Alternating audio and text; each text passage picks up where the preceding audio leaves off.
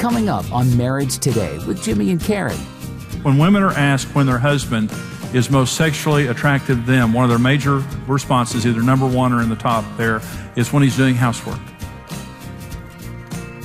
Men think, you can buff up, get a tan, unbutton your shirt, get a gold chain, strut around the house,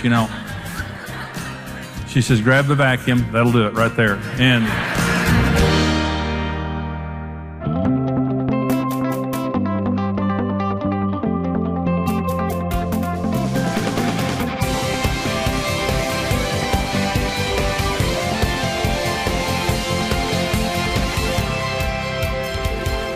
I want to begin by talking about 3 truths that we need to understand about sex. These are just 3 things that just kind of create a foundation for sexual understanding. And the first is so important, and that's this: God created sex for pleasure and lifelong enjoyment in marriage. And the main thing I want to say is God created sex. And He created sex enjoyable because He's a great God and He's a fun God. And when He watches us have sex, because He does watch you have sex. Turn the lights out. He can see anyway. Put your flannel nightgown on. He can see anyway. So, and we have this, because when you say that, God's watching you have sex, like, oh, don't watch, But God is not, watching us having sex saying, oh, you people are enjoying that way too much. Oh, I didn't have that in mind. Hey, cut that out. Cut that out. What? I wanted you to do that 3 or 4 times for children. That's what some people believe. And see, the devil exploits that, because what the devil says is God's a big fuddy-duddy, and if you want to have sex or you want to have enjoyment sexually, you have to come to my side, the dark side, to enjoy it. Well, let me tell you something. God wants you to enjoy sex in marriage and to have that enjoyment for the rest of your married life. It's very, very important. So don't get it in your head that God's against pleasure in sex and marriage. God's for it. He's the one who created it. The second thing that you have to believe is that God put the parameters He did on sex for our protection. In other words, the Bible, there are some things the Bible says that we shouldn't do sexually. Adultery, fornication, fantasy lust. The Bible just simply says that it's wrong. Well, in my car, I've got an owner's manual. And in that owner's manual, they tell me a lot of things not to do. They tell me things to do and things not to do, but they say, don't drive it like this, don't do this, don't do this, don't do this. I've never taken the owner's manual of my car and read it saying, what do they know? They're just trying to keep me from having fun, and change the oil. What do they know? And the people who wrote the instruction manual for my car know they want me to enjoy it, so I'll be a customer again and come purchase another one of their cars. And they created it. They know how it works. God created wide parameters sexually. There are many, many ways that we can have sex in marriage and enjoy sex in marriage. But God created a fence. And when He says don't do something, He's trying to love us and protect us. He's not being a legalist. He's being a protective daddy. But the yard is a big yard. It's not a tiny little yard that you have missionary position sex 3 or 4 times and get it over with and you're grossing God out. It's a big yard where God says, go play in the trees and the bushes and jump on the trampoline and swim in the river and the lake, and just don't go over that fence over there. And so you're saying, what can we do in sex and marriage? A bunch. bunch. You can do a whole lot. And so what I'm saying is get your Batman uniform out and have a big time. And I said it.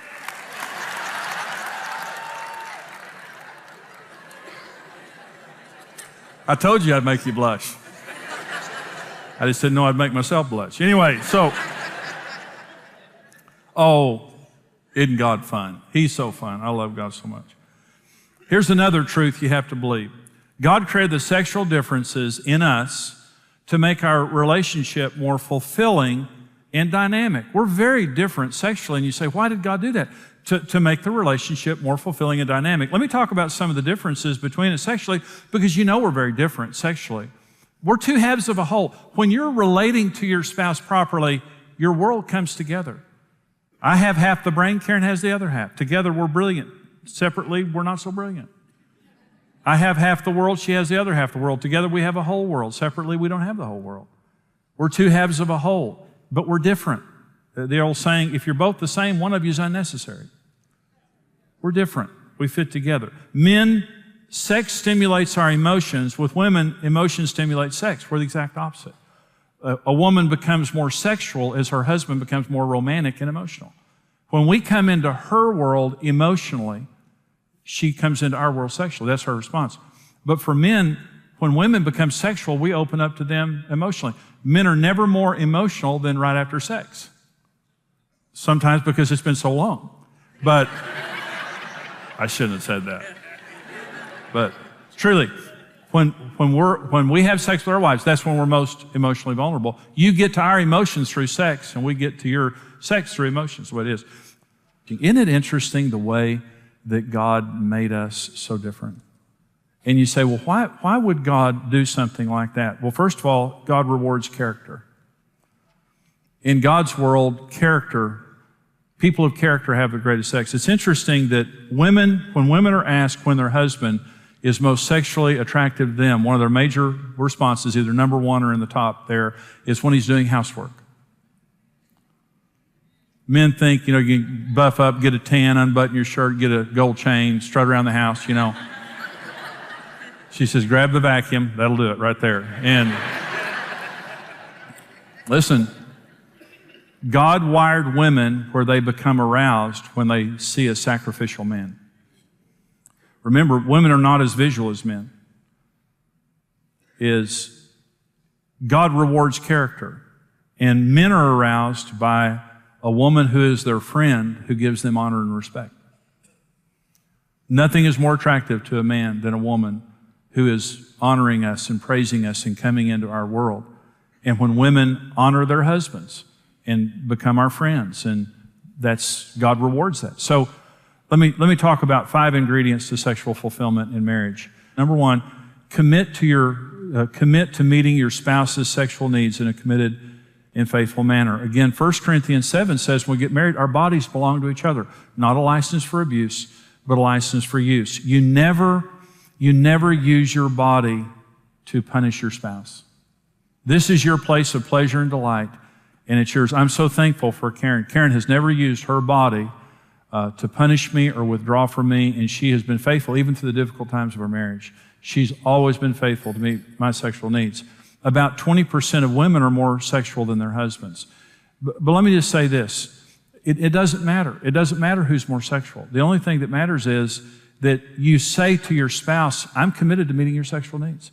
I will faithfully meet your sexual needs for the rest of our life. And my need. Now, I'm not going to sin. I'm obviously not going to violate my conscience before God. But again, there are many ways that we can please each other. There are many ways that we can enjoy sex in marriage together. I am committed. You will never not have your sexual needs met because of me. I will be a faithful partner. You're more important than anything else in my life except for Jesus. And I will faithfully serve you sexually. Number 2, ingredient of sexual fulfillment marriage is communication of your sexual needs and allowing your spouse to communicate. A lot of times this is the issue that we just can't talk about. And that is, you need to talk. What is it that you like? What is it that you dislike?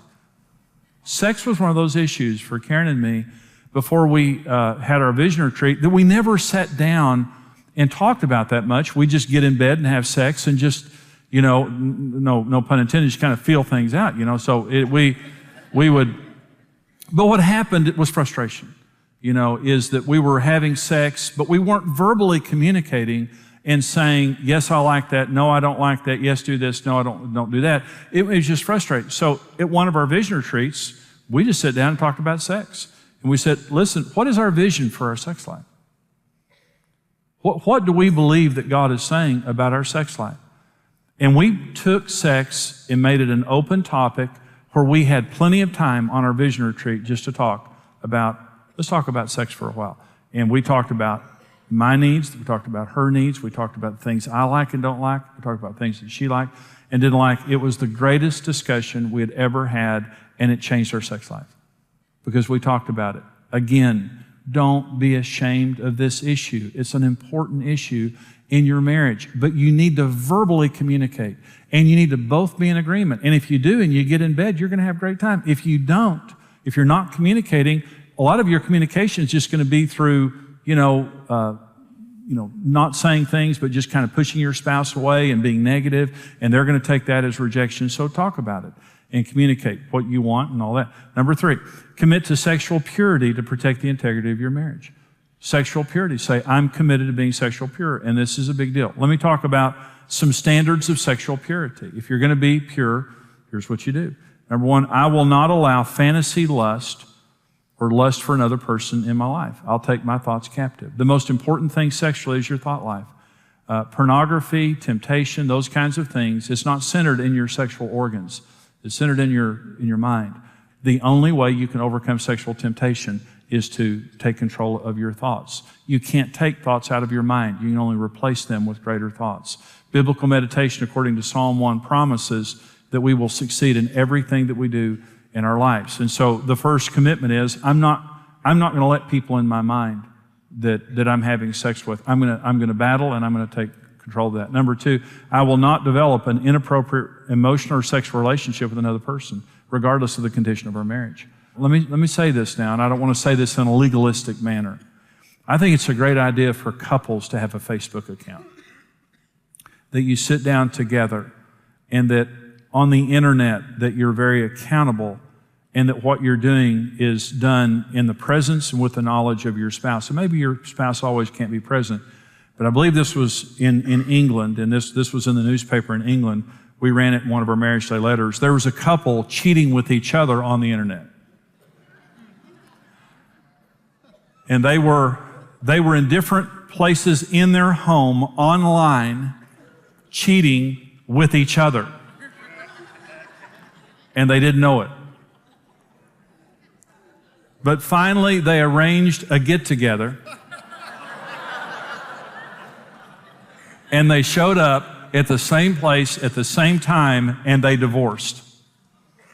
When they found, you've been cheating online? We so have you. They divorced. But you know what was happening? They were on there saying, to each other, things that they weren't saying to each other physically. They fell in love with each other on the internet when they were falling out of love with each other physically. Kind of an interesting dynamic there. You can have the password to every computer or phone I've got. Nothing I'm doing is hidden from you. And let me just say something. If you don't have the password to everything your spouse is doing, there's something wrong with your relationship. I'm not hiding one thing from you. Number 3, I will turn the unmet needs in my life to God and trust Him for the answers. I'm not turning to sin. If we've got problems, I'm going to do the right thing, and I'm going to turn to God. You can't blame your spouse for your sexual sins. Even if your needs are unmet, sin is a choice that we make. We can be pure. We can turn to God. Karen, in our sex life over the years, Karen prays about that. She takes her sexual issues, and I do too. My relationship with God is I talk to God about it. He's my very best friend, and He's my safest place in the world. I talk to Him about everything. Everything. There's not a thought in my mind. I'll be praying and I'll have a bad thought, and I'll say, Lord, you know that thought that just came into my mind. And I talk to Him about it. Bring it all before the Lord. He knows. His throne is the throne of grace. He cares. He's not grossed out by it. And He'll help you to deal with those issues. But if you don't take it to God, it's going to go somewhere else. Number 4, I'll be honest and accountable about my temptations, and especially those that could compromise my marriage. Maybe that you're struggling with pornography or something like that, is that you need to get help. You need to become accountable. In a book called Intimate Issues, it was written by 2 Christian ladies that we've had on our television program. Christian women, 90% of Christian women say that they've been attracted to someone other than their husband. 90% of Christian women, I've been attracted to somebody other than my husband. Well, let me just say, we all have been. I have been, Karen has been, we all have been attracted to someone other than our spouse. That's not the issue. The issue is, what are we going to do about it? Especially when our marriage isn't as good as it should be. Especially when we're going through problems. I'm going to be accountable. I'm not going to find a group of people that will tell me what I want to hear, and I'm not going to go off into darkness and do something wrong with it. I'm going to be accountable and sexually pure. And number 5, I'm not going to be close friends with people who are violating the covenant of their marriage.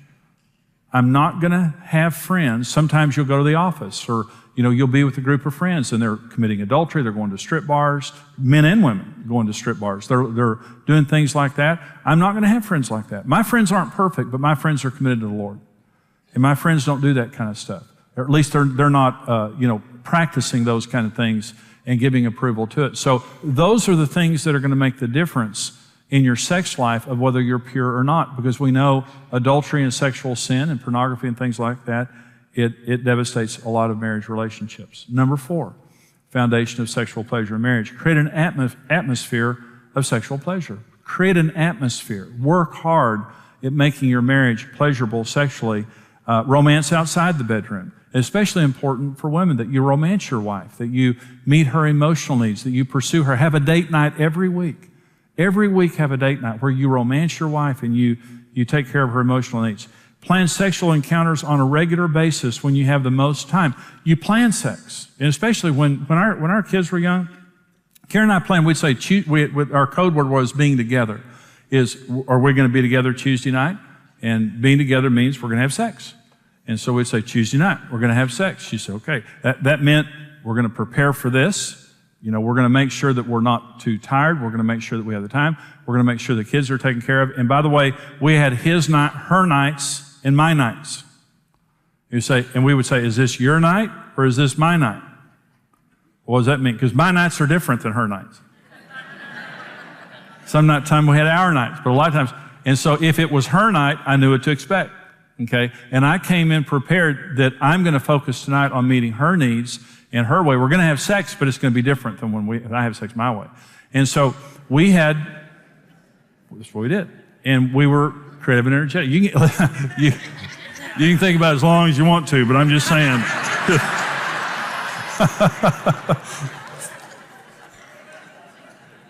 But we both got our needs met. That's the thing I'm trying to say. It wasn't all my way or her way. And sometimes it was just our nights. But the longer we were married, the more we enjoyed the same things. But we had special times. Sometimes morning is the best time to have sex. Sometimes you're just having a quickie. Sometimes you're just having sex and it's a quickie and that's all it is. And you go on. But sometimes you need a longie. And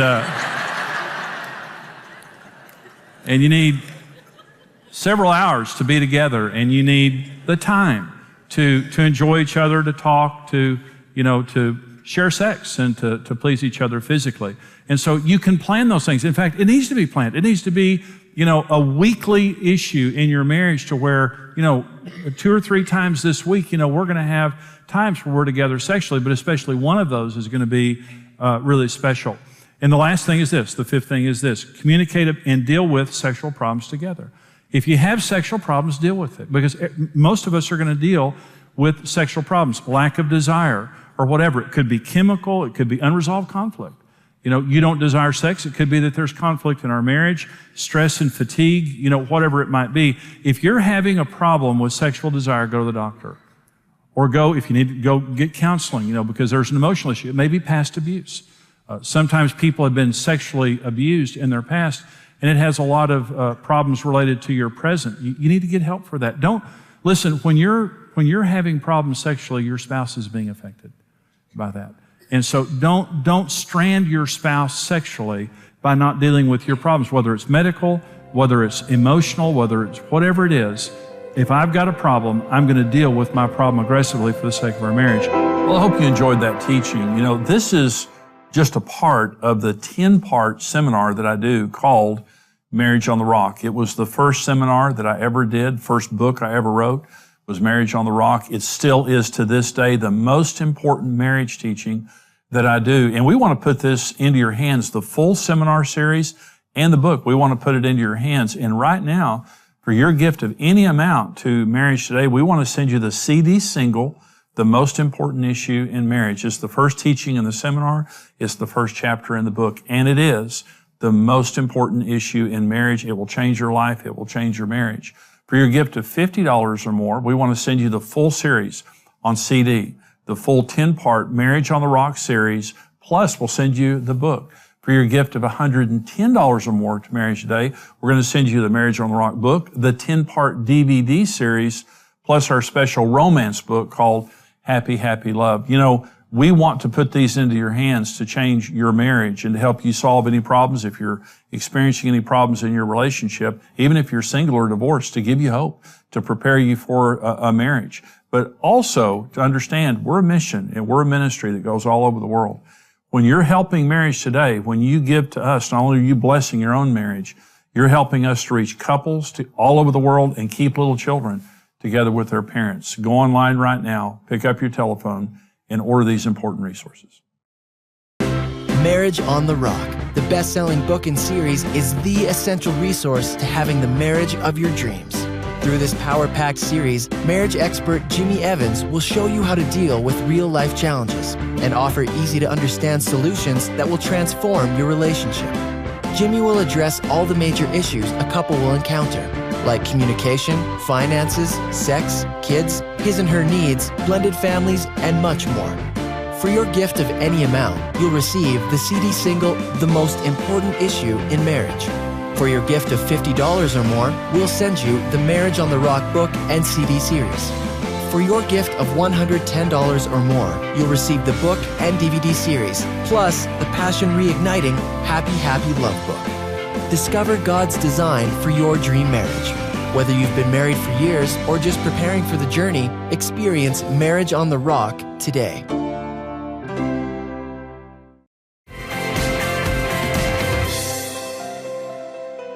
We know that is such an important teaching on sex, sexual fulfillment in marriage. And this is the issue. Sex is such a wonderful blessing. Unfortunately, sex is one of the main reasons that people get married. It's also one of the main reasons that people get divorced. The beautiful gift of sex, that's such a beautiful thing in our marriages, if we're not careful in how we deal with this issue, it can become something that really becomes painful. And some of you are experiencing that pain right now. And I want to say this, first of all, God is bigger than all of our problems. So anytime that we're facing problems sexually or otherwise, God loves us. He's a part of our lives. He's a forgiving God. If we've made mistakes, thank God that God is so merciful and gracious, and He does not want to condemn us. He wants to forgive us. But, pleasure within marriage comes as we come to God in God's design for marriage and sex, and we honor that design. That's where pleasure comes from. That's where lasting pleasure comes from. Pain comes when we go outside of the boundaries that God has created for sex, and we begin to do things that God says we shouldn't do. And let me say, what the devil wants you to believe is God's a fuddy-duddy that doesn't want you to have fun. And the devil wants you to believe that so he can, destroy your relationship and destroy your life. But what God wants to do with you and for you and your marriage is to fulfill you. In the context of marriage, you and your spouse, in a blessed, secure, pure relationship where you can share each other's bodies, where you can be adventurous and explore within the confines that God has created. And those are big confines. God has given us many ways that we can have sex within marriage and to pleasure each other, which just bonds our relationship even more. It creates so much goodwill and harmony. It is a very, very important part of marriage, and it's the only unique feature of marriage. Sex is sacred between a husband and a wife in marriage, and I hope that this program today has really been an encouragement to you, because this is a big deal. This is a very important area that we need to take very seriously and pray. Invite God into your sex life and pray that God would bless you and that God would help you to fulfill each other in this very important area. We come to you because of financial support of partners that help us to take this ministry all over the world. And I'm asking you, Karen and we're asking you to consider becoming a financial partner with us. Our financial partners are called Rock Solid Partners.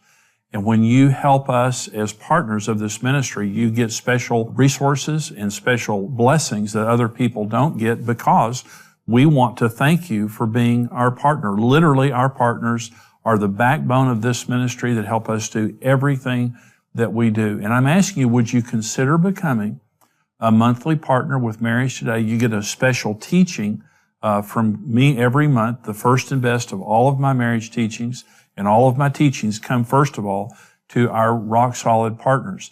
And when you become a partner, you're literally helping to take our ministry, our television program, our events, our resources all over the world to help us help couples to succeed in marriage and to help little children to stay together with their parents. Literally, that's what you're doing, is to helping families stay together, because when a marriage stays together, that means a family stays together. Would you please consider becoming a partner with Karen and me? And here's how you can do it.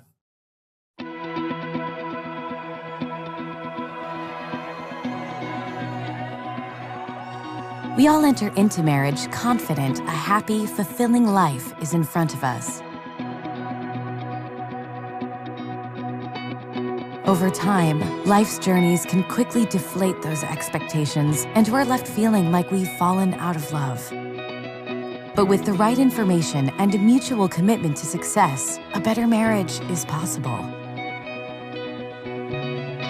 Become a rock-solid partner and gain instant access to practical marriage help in topics ranging from communication, needs, and intimacy, as well as blended families, intentional dating, spiritual health, and much more. Marriage Today exists to help every person succeed in marriage. With your help, we can continue raising a standard for marriage and reverse the curse of family breakup in order to rebuild the nations one home at a time. That's why we're tied into the ministry. We want to be able to bless and give so they can keep doing what they're doing. There's just millions of marriages that need help, and if this is a way we can help facilitate that, then that's a great way to spend some money. We love Jimmy and Karen, and we love learning more about how to be a better couple and how to help other couples like they do. Become a rock-solid partner with the ministry and mission of Marriage Today. Thank you for watching Marriage Today with Jimmy and Karen. Subscribe to Marriage Today's YouTube channel for more marriage-building videos and updates.